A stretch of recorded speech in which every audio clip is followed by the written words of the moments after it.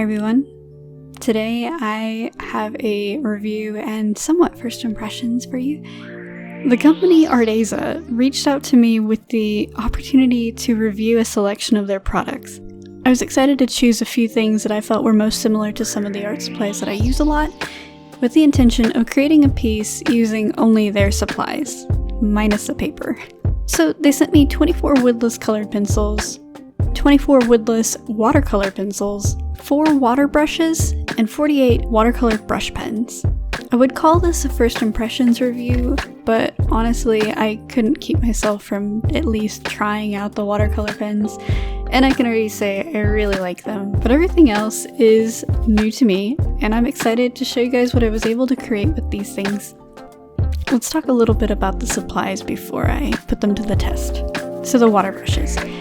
I use the Pinto Aquash more than any other brush I own, and I was really interested in these because they look so similar. They come in a pack of 4 with 1 large, 1 medium, and 2 smalls. The brush bristles are a good deal longer than I'm used to, but they feel like good quality. The barrels are easy to squeeze, but they don't leak. I was overall pretty impressed by these before even using them. Next are the colored pencils and watercolor pencils. They're both extremely similar in size and color scheme, making them hard to distinguish if you were to mix them up. While they're woodless, they do have a protective coating on them to allow you to use them without getting your hands messy, and the labels on the outside do mention that the pencil is a colored pencil or a watercolor pencil, but at a glance they look exactly the same. Another thing, this is beach? Onto the watercolor pens. They seem good. None of them were dried out or leaking whenever I received them. A few stray hairs on the bristles were common, but easy enough to trim off if needed.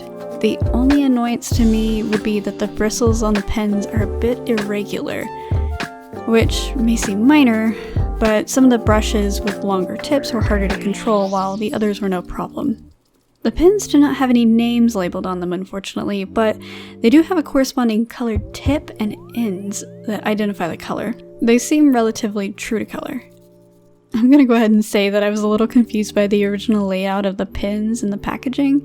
You don't see them as they were, since I've since gone through them and briefly rearranged them a bit because it bothered me. Anyways, some of the colors are very similar if you're just looking at the color indicators on the barrel. So making swatches before going straight into a piece is really necessary. All the colors are of course very vibrant and saturated, only a few are considered light. I will go on and swatch the colored pencils and watercolor pencils before I apply any water to anything. So the colored pencils have a very smooth lead, which I love, and they darken up pretty nicely too. And the colors are pretty vibrant. You can tell the difference in lead between the colored pencil and the watercolor pencil almost immediately. They seem to have the same pigments, but the watercolor ones are much waxier and can layer thicker on the paper with ease. They're a little bit more vibrant too. Also, I don't sharpen any of these until later, but they are very easy to sharpen and hold a good sharp point. And on to adding water to the swatches. In the past, I used Prismacolor watercolor pencils a lot for paintings before I got a watercolor palette, and these are quite a bit different from those. They don't boost in color when activated with water, instead they just kind of spread out, which isn't really bad. It's actually easier to stay true to the color you originally put down. The only color I was really disappointed with was the Pale Flesh pencil. It didn't really hold its color. My favorite part was adding water to the pens though. They were very easy to reactivate and the colors were very vibrant. I know I've said that word 100 times in this now. I went ahead and swatched the extra ink on the bottom to show the lighter shades that could be created, and was happy to see that many were just as vibrant when watered down. Some of the last few swatches washed out quite a bit though.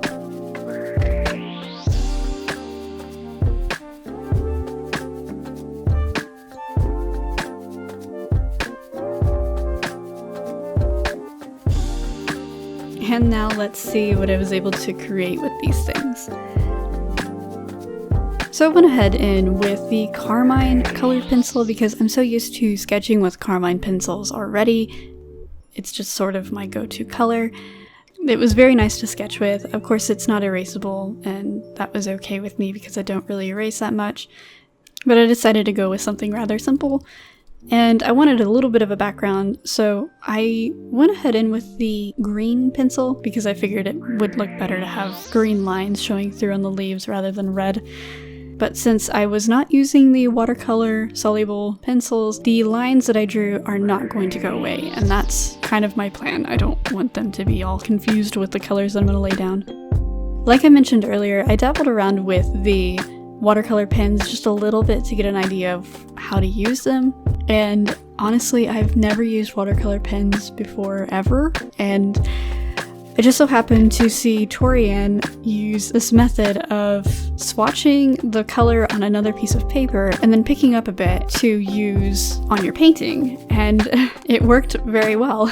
And this was a lifesaver, I think, because if I hadn't have done this, I feel like everything would have been even more saturated than it already turned out. I think we all know that most of my paintings are rather pastel and light and not very contrasting or saturated, but this definitely almost immediately became so much more saturated than I ever intended, but it didn't look bad. So I'm using the same color for all of the skin until I add a little bit darker and a little bit redder tones just to some of the shadows. And I might have made it a little bit too saturated in some spots, but in person it looks really good. I feel like the colors are crushing quite a bit on the video, but I was very surprised and very impressed with how the colors came out on this.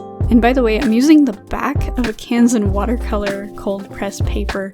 It's a little bit smoother on the back than it is on the front, and I honestly didn't notice I was using the back of it until I was done. But I don't think it really affected the watercolor quality though. But onto the water brushes. Like I said, they are very similar to the Pentel Aquash, and I do still feel like they are. The longer tip on them does make it a little bit harder to control, though I didn't push myself to do anything too detailed and too small, like I didn't try to do any line art with them, but if I did, I feel like I'd struggle a little bit. And I think throughout this entire painting, I'm using only one medium-sized brush, but I really do like them. There's only two sections that I actually use the pens straight, like I don't water down the ink before I put it on there, and on the hair I just went in with the pen, while on the clothing I actually wet the surface before I put the ink down.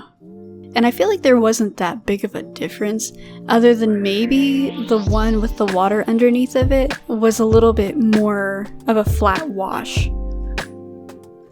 I do think that the hair may be layered up a little bit, which was kind of the look I was going for. I'm a little bit scared to do a large painting because I would worry that the ink would run out. I didn't feel like they were really going dry that fast, but I'm a little skeptical about how much ink is actually inside of these pens.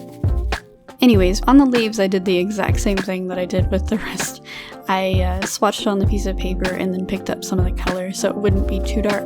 But I do go in with the pen and just add in the stems and stuff later and a couple of shadows.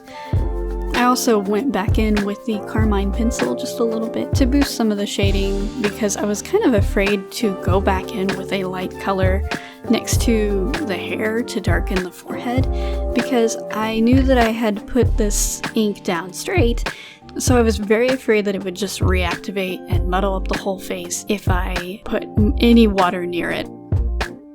I will say that once you put a light wash of the watercolor ink down, it does stay down. It doesn't come back up. So it's easy to layer, though it's hard to pull up. But if you put it down on the paper straight, there's a chance that it's going to reactivate quite easily. And because I almost forgot to try out the watercolor pencils, I went ahead and added a little bit darker shading to the skin, and I added a tinge of a color for a background and used the water brush over the top of that. So sorry I didn't use the watercolor pencils that much. I'm glad that I added that little blue tinge of a background though, because I feel like it really made that warm pop. Anyways, thanks so much for watching. I'm going to put some links down in the description as well as a coupon code for you guys in case you want to try out these products. I really do like this supplies. Most of all, the watercolor pens. I do believe I will be using them in the future. And anyways, thank you so much for watching. I hope you enjoyed the video, and thank you to Arteza for sending me these products to review. I will see you all next week.